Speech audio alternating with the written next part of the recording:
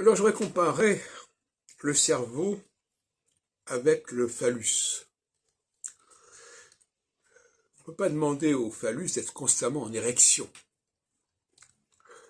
Si quelqu'un n'arrêtait pas de se masturber, à un moment donné, il y aurait une fatigue, évidemment.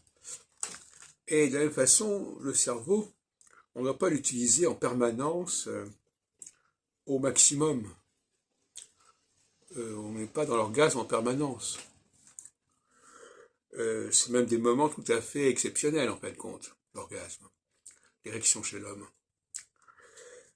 Cette capacité de pénétrer les choses, dans tous les sens du terme.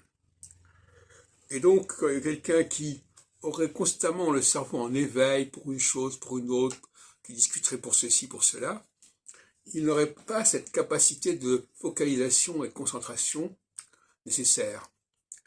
Ce qu'on pourrait appeler le laser, le maximum de concentration. Le cerveau doit marcher comme un laser, mais on ne peut pas en abuser en permanence. Et de la même façon, le sexe n'est pas aussi c'est un laser, on ne peut pas en abuser en constamment. Et donc, il faut se ménager. Il faut ménager son cerveau et se ménager des moments de silence, à la fois pour ne pas parler et même pour ne pas penser. Alors, il y a des façons de ne pas penser. Il y a le sommeil, mais aussi quand on va au cinéma, au concert, il faut apprendre à ne pas penser en constamment, pas mobiliser constamment son cerveau. Et son sexe non plus, d'ailleurs. Dans les deux cas, il y a quelque chose qui doit s'ériger, se renforcer, se focaliser.